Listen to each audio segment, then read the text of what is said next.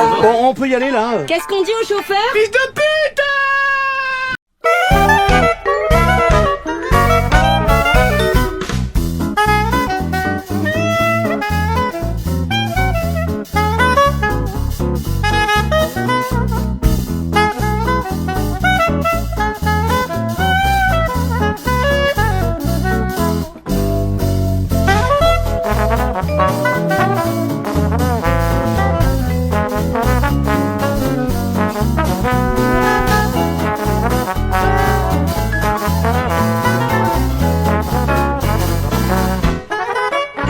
Bonjour à tous et à toutes, j'espère que vous allez bien et que vous passez de bonnes fêtes de fin d'année 2024. Et comme chaque fois, on se retrouve aujourd'hui donc pour déjà pour les vidéos de bilan cinéma. Donc je vais faire le bilan de toute mon année cinéma 2024. Et cette fois-ci, donc, on se retrouve pour la vidéo de récapitulation, qui est généralement la plus longue, où donc je vais aborder, je vais essayer de parler rapidement, de tous les films que j'ai vus cette année, mais dont je n'ai pas parlé sur ma chaîne au cours de l'année, soit dans des critiques, parce que parce que j'avais pas très envie, ou ça me paraissait pas utile, ou tout simplement les films qui ne se retrouveront pas dans les deux vidéos de top de cette année. Donc je vais parler de tout ce que j'ai vu là dans cette vidéo, pour essayer d'avoir une idée de tout ce que j'ai vu cette année et de ce que j'en ai pensé.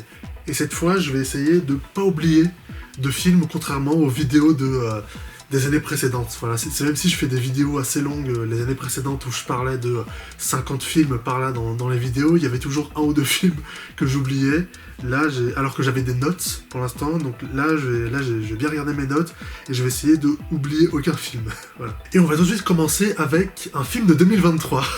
Voilà, qui s'appelle Chasse gardée. Ouais, c'est une comédie française qui est sortie en 2023, donc en décembre 2023. Mais moi, en décembre 2023, j'ai pas eu le temps de la voir. Je l'ai vu en janvier 2024, que j'avais beaucoup de trucs à faire en 2023. Donc du coup, pour moi, c'est un film de 2024, donc j'en parle maintenant. Et ouais, Chasse gardée, c'était une comédie française assez cool. J'ai bien rigolé devant, c'était fun, et ils en font une suite apparemment, puisque le film fait quasiment 2 millions d'entrées, il a bien marché, et j'aimerais bien voir la suite, parce que ce premier film, il était assez sympa. Donc ensuite, pour vraiment commencer les films de 2024, Pauvre créature. Voilà, j'ai trouvé le film très beau. Ouais, c'est visuellement, les décors, les images, les costumes, la photographie, j'ai trouvé ça très très beau sur un grand écran, ça rendait très bien. Après, le film en lui-même...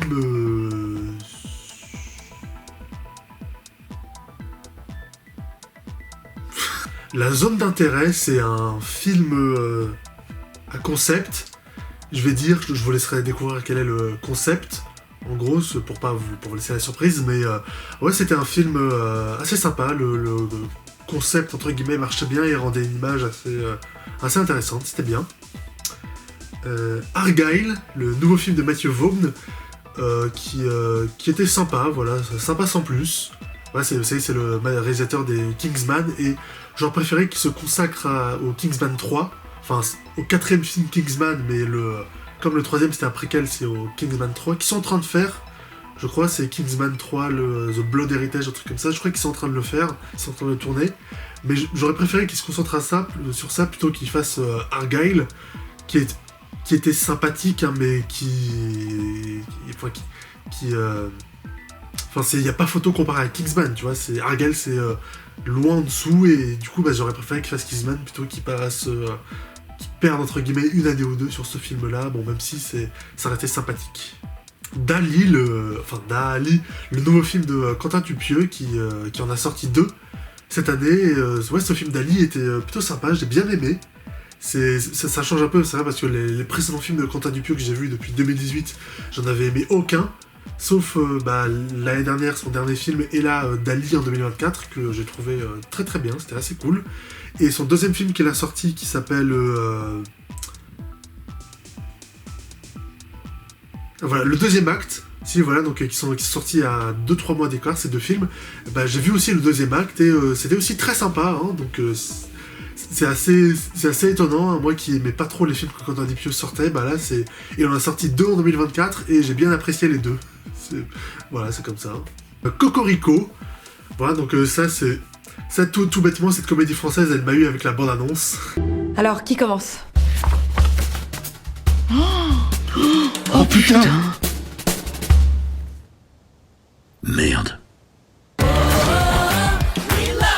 la bande-annonce te montre le concept mais te dit rien. Ça m'a donné envie d'aller voir le film, et ouais, le film était assez sympa, voilà, j'ai préféré Chasse gardée, mais celui-là, c'était sympa, ça passait. Le Royaume des Abysses, un film d'animation chinois qui dès les bonnes annonces et l'affiche que vous pouvez voir m'avait tout de suite charmé, voilà, c'est un style visuel assez inédit, surtout pour les films d'animation 3D, et le film était très très bon. Visuellement, c'était ultra beau, et la fin aussi est très belle et assez inattendue. Je m'y attendais pas, mais ouais, c'était vraiment un assez bon film. Enfin, assez bon. Non, c'était même un très bon film. Le Royaume des Abysses, ça passait très bien. Dune 2. Alors, comme le premier film, Dune 2, ça passait très bien, c'était cool. Mais après, comme le premier film, tout le film se déroule dans un désert, et je trouve ça froid.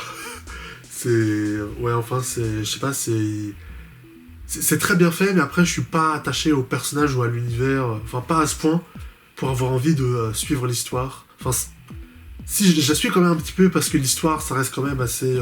c'est une grande fresque épique, donc ça reste quand même assez attirant, mais... Après, non, Dune, c'est pas Star Wars, quoi, voilà, ouais, non, j'ai pas autant d'intérêt ou... d'attrait pour cette saga que comparé à Star Wars, quoi. Mais ça reste bien, hein, mais c'est... La salle des profs, c'est un film allemand que je trouvais très sympa, qui marchait très bien, et c'est amusant, mais quelques mois après, il y a eu aussi, dans le même style, un film français qui avait à peu près le même concept, qui s'appelait Pas de vague. C'est à peu près la même histoire, c'est marrant, mais bon, là avec un prof, alors que la salle des profs, c'est une professeure. Et Pas de vague, ouais, c'était aussi un bon film que j'ai bien apprécié, ouais, qui était cool. Il reste encore demain, donc c'est le fameux film italien qui a beaucoup fait parler, puisque c'est un des films italiens qui a le mieux marché en Italie au cinéma ces dernières années. Et c'est un drame historique, et ouais, le film était vraiment très sympa. Hein. J'ai beaucoup aimé, hein, alors que j'en attendais pas grand-chose, hein, mais bon, je suis allé le voir parce que il y a quand même beaucoup de com autour dessus, et si, j'ai bien apprécié, hein, ça passait bien. Heureux gagnant, c'est un film à sketch français autour de la loterie, quoi, et c'est un concept assez... c'est quand même assez novateur, qu'on voit pas souvent dans les films français, surtout dans les comédies, et le film était très sympa, j'ai bien aimé. Vampire humaniste cherche suicidaire consentant, c'était plutôt pas mal, bon, sans plus, mais ça passait bien quand même. Immaculé, alors ça c'est assez marrant, parce que à la base, moi au cinéma, j'avais vu la bande-annonce de La Malédiction de l'Origine.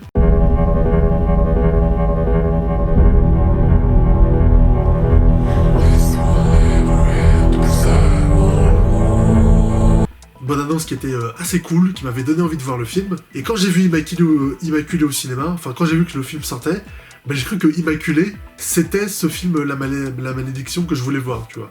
Sauf que quand je suis allé le voir, ben, je me suis rendu compte que, bah non, en fait, c'était Immaculé, c'est pas du tout le film La Malédiction que j'espérais voir. Mais en fait... Bah en fait, si, un peu, parce que c'est plus Immaculé et La Malédiction de l'Origine, c'est le même film, en fait. Enfin, c'est exactement le même concept, et c'est la même histoire. Donc t'as vraiment deux films avec le même concept et la même histoire qui sont sortis au cinéma la même année à 2 mois d'intervalle. C'est assez ouf, c'est assez marrant. Et du coup, Immaculé, je l'ai vu et c'était pas mal, ça passait, voilà, sans plus. Mais par contre, La Malédiction, donc qui avait le même concept qu'Immaculé, ça pour le coup c'était bien mieux. J'ai bien plus apprécié visuellement et tout en termes de mise en scène. Ça passait mieux quand même que Immaculé. Godzilla x Kong, le nouvel empire. J'en attendais rien, parce que le précédent Godzilla x Kong, je l'avais trouvé sympa, mais sans plus. Là, c'est pareil.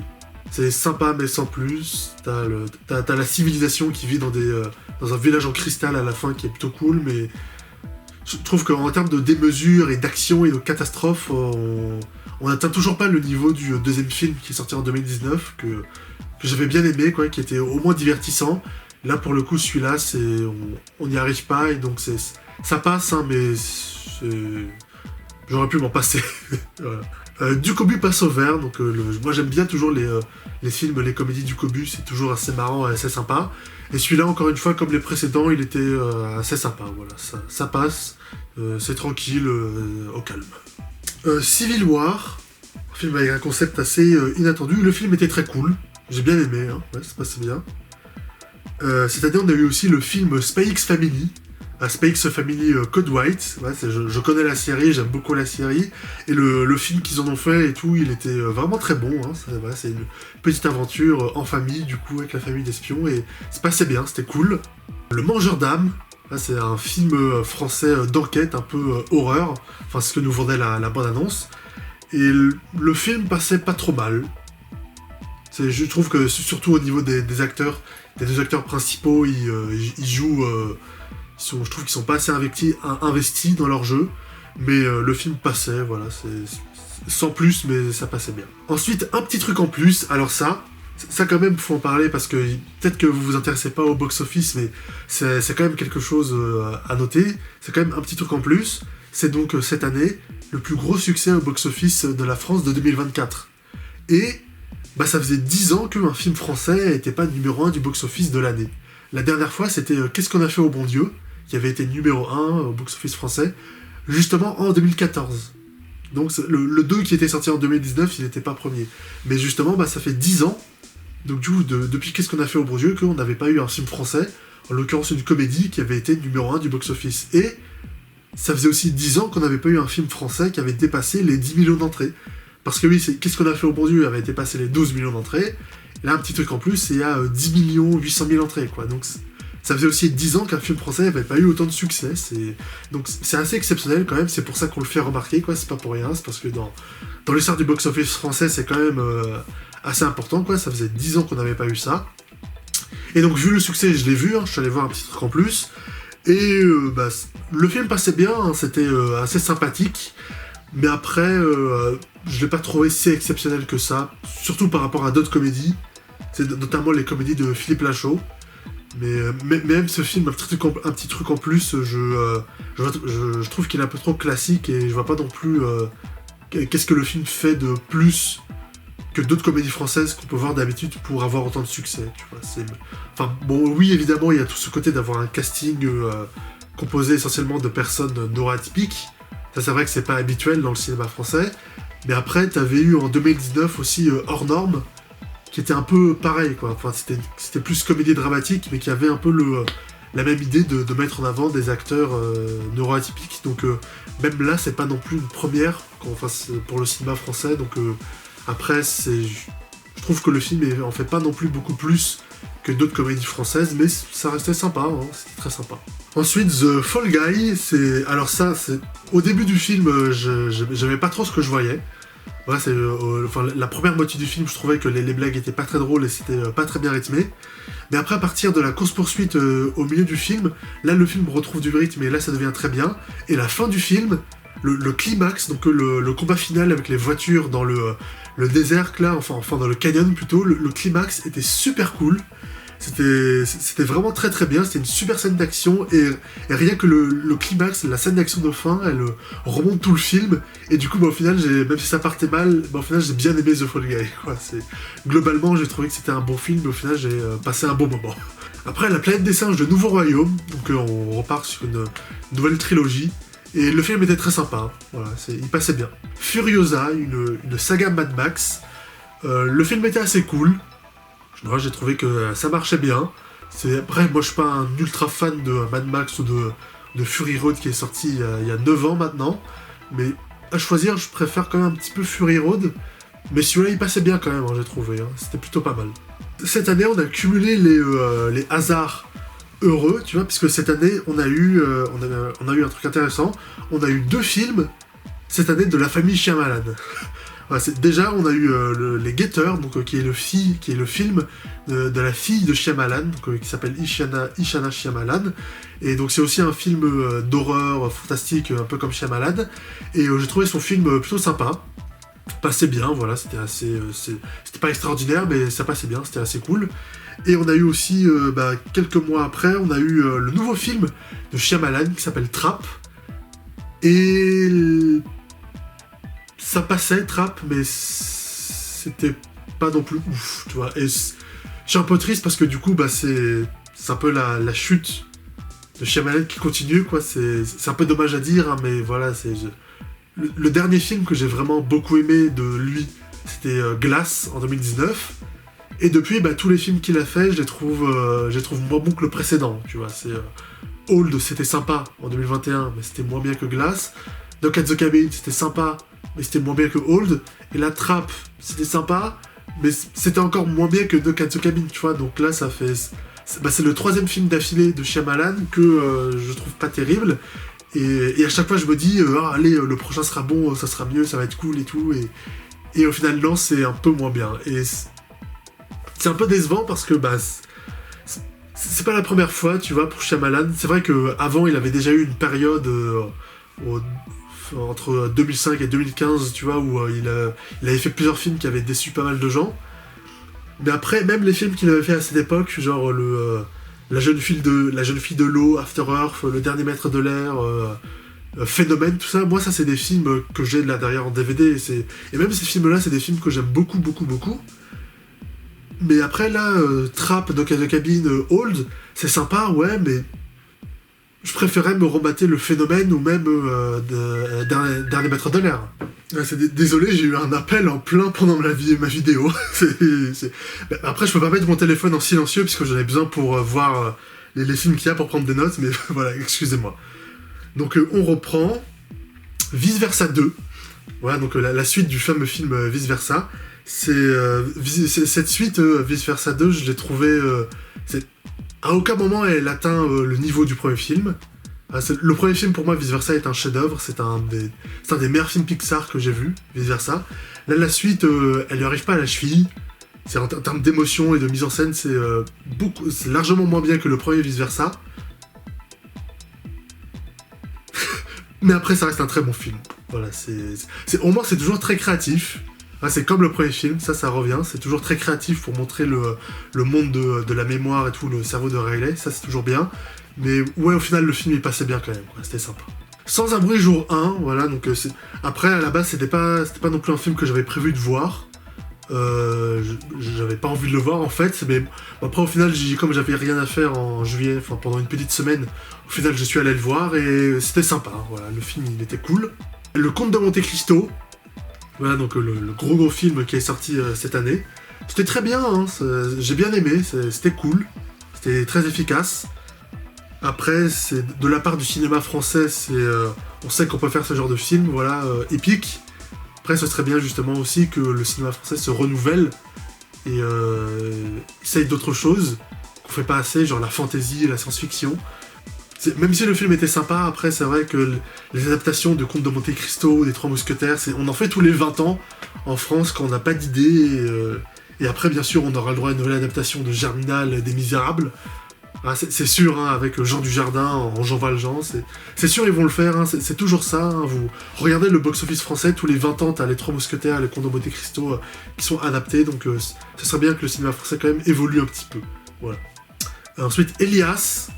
C'est là pour le coup un film d'action français qui passait bien, ouais, qui était plutôt pas mal. Long Legs, un film d'horreur que j'ai bien apprécié, avec un style et une ambiance assez particulière. C'est un film qui essaye vraiment d'avoir une ambiance pour le coup, mais que j'ai trouvé bien, hein, ça marchait bien ce style de mise en scène, c'était sympa. Twisters, donc avec un S, que la suite du film des années 90. Celui-là était sympa, il passait bien, mais personnellement j'ai préféré le premier film. Personnellement. Alien Romulus, c'était très sympathique, voilà, j'ai bien aimé. Emilia Pérez ensuite, donc c'est là aussi un film, le concept, c'est une comédie musicale dans un cartel de drogue mexicain, enfin ou hispanique, voilà, voilà, avec Zoé Saldana, mais tourné par un Français, Jacques Audiard, c'est le concept un peu, voilà, c'est assez particulier, mais le film était très bon et globalement, et le côté comédie musicale aussi, les chansons étaient vraiment très bonnes, hein, ça passait bien. C'est Project Silence, donc c'est un film coréen, et c'est un film catastrophe coréen sur un pont, et ça marchait bien. Voilà, le côté catastrophe est vraiment bien maîtrisé. Bon, très souvent, ça marche du côté des Coréens, mais ce film-là, il marchait très bien. Et du coup, c'est un autre film avec l'acteur Song Ho-ho, je me souviens plus très bien de son nom, mais c'est un acteur coréen qu'on avait vu dans Parasite et qui s'est suicidé il y a 1 an, ou cette année je crois, malheureusement, et donc là ce Project Alien c'était un des derniers films qu'il avait fait avant de se suicider malheureusement, et pour le coup c'était très bien, donc La nuit se traîne, j'ai bien aimé, c'était très cool. Ensuite Le procès du chien, c'est une comédie qui avait l'air assez intéressante, mais au final les scènes de procès étaient pas mal, mais au final le film globalement était assez moyen, j'ai pas trop aimé. Après Beetlejuice, donc c'est le nouveau film de Tim Burton. Ça faisait 5 ans qu'il n'en avait pas fait depuis Dumbo en 2019, et c'est un de mes réalisateurs préférés, Tim Burton, que j'étais très impatient d'aller voir son film, et donc qui est une suite du Beetlejuice d'il y a 30 ans. Et ce nouveau film, Beetlejuice, c'était sympa, mais ça m'a pas fasciné, et ça m'a pas marqué. Voilà, c'est pas un film que je retiendrai de lui, je suis vite passé à autre chose. Megalopolis, donc le nouveau et peut-être dernier film de Francis Ford Coppola. C'est pas un film dont j'ai l'habitude de... C'est pas un genre de film que j'ai l'habitude de voir, en général. Mais après, celui-là j'ai quand même bien aimé, voilà, ça passait bien, l'ambiance, le style et tout, l'histoire, moi j'ai bien aimé l'expérience, c'était très cool, hein, ouais, moi j'ai bien aimé ça en tout cas. Motherland, donc c'est le nouveau film d'Alexandre Aja, donc c'est un réalisateur français qui fait souvent des films d'horreur, mais aux États-Unis. Et là, ce nouveau film que j'ai vu était très sympa, j'ai bien aimé. Ensuite, Drone, un thriller français avec, c'est dans le titre, c'était un film qui marchait bien, voilà, le film était sympa. Mais ensuite, tu avais eu aussi la même semaine un autre film qui a beaucoup attiré l'attention, c'est Joker Folie à 2, voilà, que j'ai trouvé assez sympathique.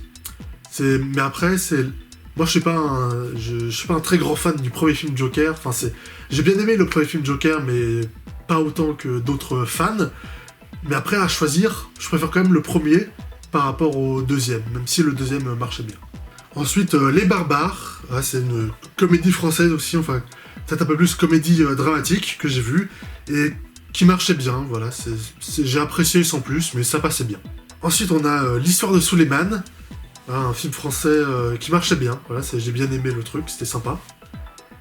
Le Robot Sauvage, c'était le deuxième film DreamWorks de l'année avec Rouge Panda 4. C'est d'habitude les films DreamWorks, ils en fait toujours des critiques, et je les suis tout le temps. Mais bon, là, cette année, le film est sorti en octobre, Le Robot Sauvage. Là, j'en ai pas fait une critique cette année parce que, j'avais trouvé le film assez moyen. Au début, le film avait l'air à peu près sympa, mais après, au final, globalement, j'ai trouvé que le film était, au final, assez... surtout narrativement, j'ai trouvé un petit peu bancal. Je trouvais que le film allait un peu trop vite, surtout dans la relation entre le robot Rose et Jolie Bec. Leur relation, c'est au début, elle le trouve, il est enfant, puis après Cut et Jolie Bec adulte, et après Cut, et il est déjà adulte et il part faire sa migration avec les autres, tu vois. Et après, du coup, on les voit plus ensemble. Donc du coup, comme ils sont plus ensemble, on voit pas la relation qu'ils développent, vu que avant, elle allait super vite, quoi. Et donc au final, la relation entre Rose et Jolie Bec, moi, je l'ai pas cru dans le film. J'ai pas été touché ou ému par ça, vu que on les voit pas beaucoup ensemble. J'étais plus ému par la relation entre Rose et le renard, qui s'appelle Escobar. Vu que forcément, eux, ils sont ensemble pendant tout le film. Donc du coup, on voit plus leur relation à eux. Et moi, j'étais plus touché par cette relation-là que par celle avec le canard Jolie Bec. Et au final, après, j'ai trouvé, comme j'ai dit, narrativement aussi, je trouve le film un peu bancal. Il y a souvent dans le film des passages de montages musicaux, et je trouve que ça s'accorde pas très bien dans le rythme global du film, et au final, j'ai trouvé que le film avançait un peu trop vite, la narration marchait pas très bien, et au final c'était assez sympa, mais après, Le Robot Sauvage, c'est pas le meilleur DreamWorks que j'ai vu ces dernières années, et je sais pas si c'est un film que je reverrai, pas avec entrain, en tout cas, quoi. J'ai pas forcément envie de le revoir, et ouais, j'étais un peu déçu. My Hero Academia Your Next, donc c'est le nouveau film My Hero Academia qu'ils ont sorti. J'avais pas vu les précédents au cinéma, mais là pour le coup celui-là j'ai pu m'arranger et au final j'ai pu le rattraper, enfin j'ai pu le voir au cinéma. Et c'était très très cool, hein, comme à chaque fois, voilà, c'est une bonne aventure, My Hero Academia, avec un gros méchant, avec des gros pouvoirs ultra puissants et tout, assez badass, et ça donne des combats assez, assez dantesques, assez exceptionnels, et ouais ça marchait bien, c'était très cool. Ensuite L'Amour Ouf, le nouveau film de Gilles Lelouch. C'était très bien, hein, j'ai beaucoup aimé. Ça faisait longtemps que j'avais pas vu un film français faire du cinéma. non, je plaisante, mais quand même, c'est vrai que ce genre de film français qui veut être épique, voilà, être cette grande fresque romantique voilà, qui se déroule sur 20 ans, voilà, grand truc et tout, c'est vrai que ce genre de choses, de films dans le cinéma français, on n'en voit pas beaucoup, et ça fait toujours plaisir d'en voir. Juré numéro 2, le nouveau film de Clint Eastwood, peut-être son dernier, je crois. C'était très bien, comme à chaque fois avec Clint Eastwood, c'est largement meilleur que son dernier Cry Macho, là, il y a 4 ans ou 3 ans, qui était vraiment pas terrible, que j'avais pas beaucoup aimé. Là, pour le coup, celui-là était bien meilleur. The Substance, voilà, qui est passé à Cannes, c'était très bien, j'ai bien aimé le film. Here, le nouveau film de Robert Zemeckis, voilà, qui revient avec encore une fois un nouveau film avec un nouveau concept assez particulier, assez intéressant, et le film était très très cool, hein, ouais, ça passait bien. J'ai pas vu les derniers films de Robert Zemeckis qu'il a fait sur Disney+, mais celui-là pour le coup il passait bien, très touchant, le concept marche bien, j'ai bien aimé Here. Gladiator 2, la suite de Gladiator, voilà, premier film Gladiator que j'ai vu une fois il y a un moment, et c'est un film que j'avais trouvé sympa, mais de ce que je me souviens du premier film Gladiator, le film durait 2h30, et t'avais 30 minutes de bataille et 2 heures de dialogue, de discussion, si je me souviens bien du premier film. J'avais bien aimé le premier film, mais il m'avait pas marqué plus que ça. Et là, cette suite était très sympa aussi.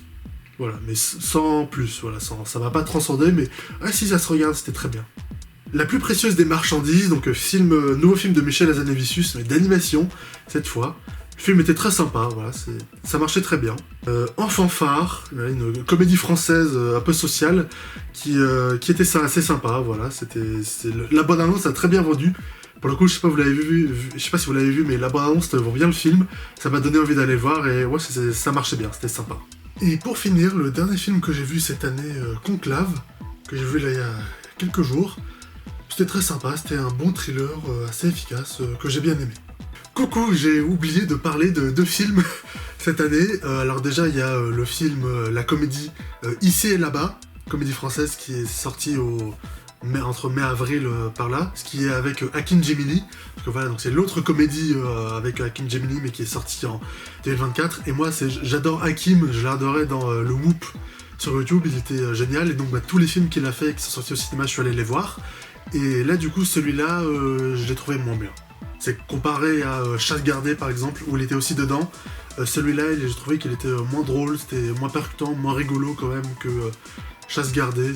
Ça se regarde, hein, mais c'était vraiment moins drôle que Chasse gardée. Et le deuxième film dont j'ai oublié de parler, c'est pas un film que j'ai vu au cinéma, mais c'est un film que j'ai vu en streaming sur une plateforme. C'est par rapport à ma vidéo que j'avais fait l'année dernière, donc en 2023. C'est par rapport au film Wonka. Ouais, donc dans ma dernière vidéo, enfin de l'année dernière, j'avais dit que le film m'intéressait pas et que je voulais pas le voir. Et c'est toujours le cas, hein, c'est parce que tu vois clairement dans le film la volonté marketing de faire plaisir uniquement aux fans du premier Charlie et la chocolaterie des années 70 et d'envoyer se faire voir ceux qui sont fans du film de Tim Burton. Donc c'est vrai que ça m'énervait un peu pas le film en soi, mais juste toute la stratégie marketing qu'il y avait derrière. Tu voyais tout le pourquoi du comment pourquoi ce film avait été fait. Mais après, ça c'est pas de la faute du film, ça c'est juste la volonté des producteurs de faire plaisir aux fans. Mais après, le film en lui-même, il a rien fait. Et donc au final, j'ai vu quand même ce film Wonka et ouais, ça passe, c'était sympa. C'était cool, sans plus, mais ça passe, tranquille. Voilà. Et voilà, cette vidéo est à présent terminée. Vous avez maintenant vu tous les films que j'ai vu cette année 2024, pardon. N'hésitez pas à me dire ce que vous avez pensé, qu'est-ce que vous avez pensé des films dont j'ai parlé, ou quels sont ceux que vous avez vus peut-être mais que moi je n'ai pas vu. Voilà, ça serait intéressant. N'hésitez pas à liker ma vidéo si ça vous a plu, partagez-la sur les réseaux sociaux, et abonnez-vous pour ne pas manquer mes prochaines vidéos. Salut!